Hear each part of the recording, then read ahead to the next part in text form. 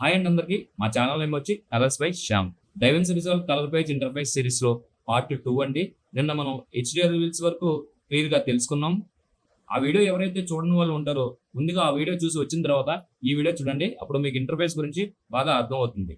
ఈ రోజు మనం కలర్ పేజ్ లో టాపిక్స్ వచ్చేసండి ఆర్జీబీ మిక్సర్ గురించి, మోషన్ ఎఫెక్ట్స్ గురించి, కర్వ్స్ గురించి అండ్ సెకండరీస్ గురించి అండ్ స్కోప్స్ గురించి క్లియర్ గా ఎక్స్ప్లెయిన్ చేయడం జరిగింది.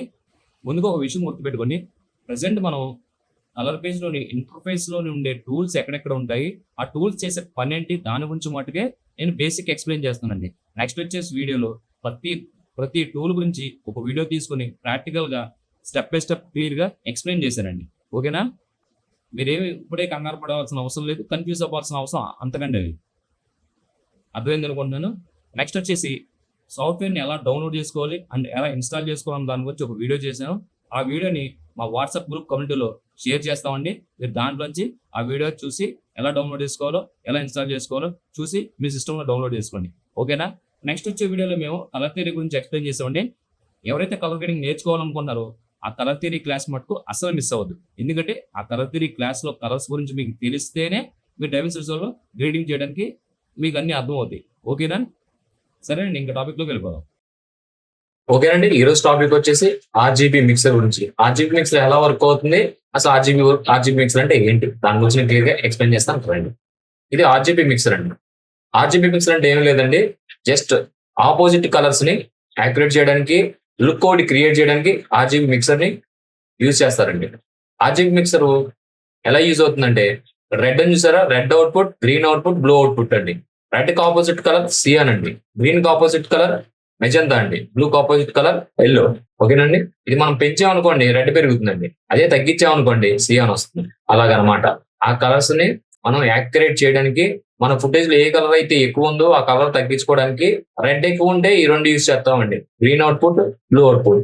అదే బ్లూ అవుట్పుట్ ఉంటే green output, red output use చేసుకుని మనం తగ్గిస్తాం. అది ఎలా చేస్తాం ఏంటన్నది దానికోసం సెపరేట్ వీడియో చేశాను, ఆ వీడియో నెక్స్ట్ వస్తుంది. ఓకేనా?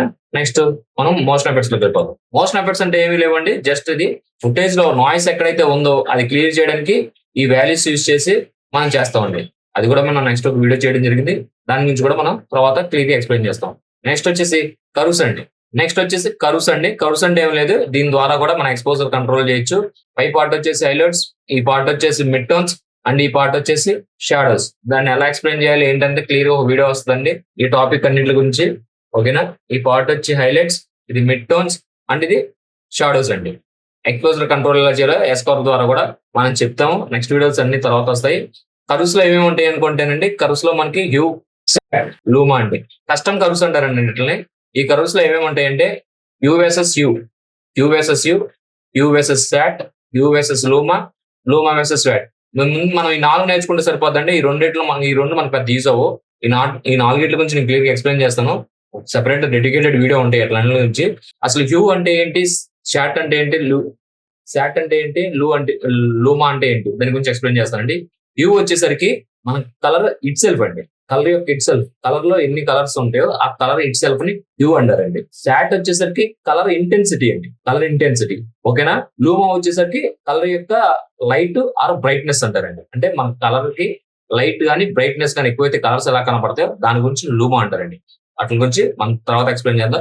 నెక్స్ట్ వచ్చేసి మనం సెకండరీస్ లోకి వెళ్దామండి. సెకండరీస్ లో ఇంపార్టెంట్ వచ్చి క్వాలిఫైర్స్ అండి. క్వాలిఫైర్స్ తర్వాత పవర్ విండోస్ తర్వాత ట్రాకర్స్. ఓకేనా? అర్థమైంది అనుకుంటా. అవి ఎప్పుడెప్పుడు ఎలా యూజ్ అవుతాయో ఏంటి అన్నది నేను క్లియర్ గా ఒక వీడియో డెడికేటెడ్ వీడియో చేశాను. ముందు క్వాలిఫైర్స్ ఎలా ఉంటే చూపిస్తారు రండి.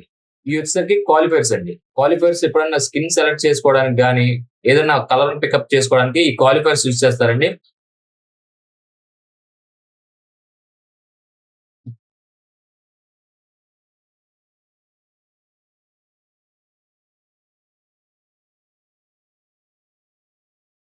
Converse, power windows, trackers.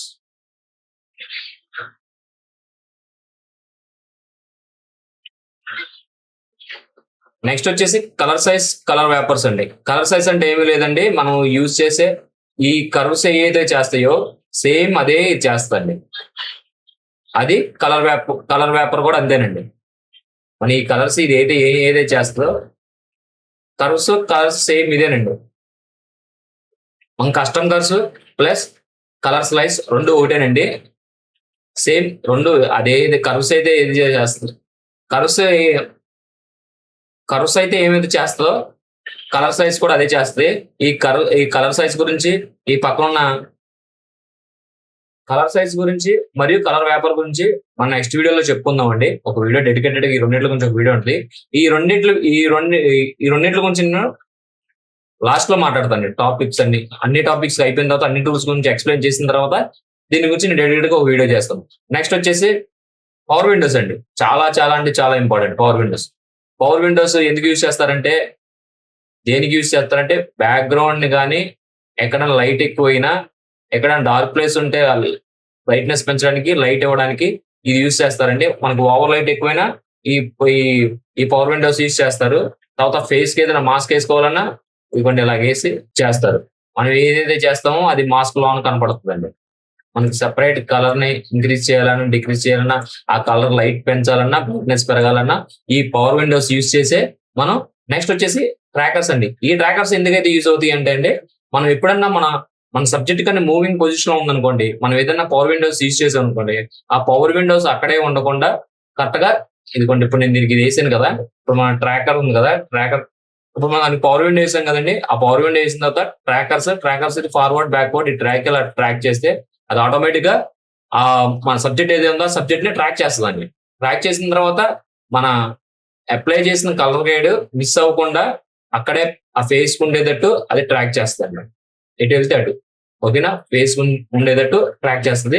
దాన్ని మనం నెక్స్ట్ చెప్పుకుంటాం. ఇంకా నెక్స్ట్ వచ్చి సెకండరీస్ లో వచ్చేసి ఇయర్ అండి మెయిన్ ఇంపార్టెంట్. తర్వాత keying, seizing, blur and sharpen ఇవన్నీ కూడా ఉంటాయి. ఈ అన్నిటి గురించి కూడా మనం ప్రత్యేకంగా వీడియో వస్తుంది, మీరు పెద్ద చూడాల్సిన పని లేదు.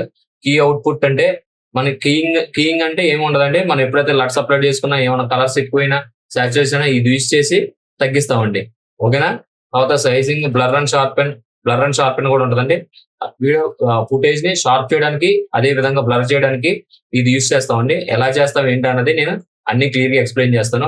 నెక్స్ట్ వచ్చి 3D అండి. ఇది ఎఫెక్ట్స్ అయితే ఎప్పుడు యూజ్ చేస్తాము, దానికంటే ఫ్యూజన్ పేజీలోంచి ఎఫెక్ట్స్ తీసుకొని వచ్చినప్పుడు ఇది యూజ్ చేస్తామండి. మనకైతే ఇప్పుడైతే యూజ్ ఉండదు ప్రస్తుతానికి.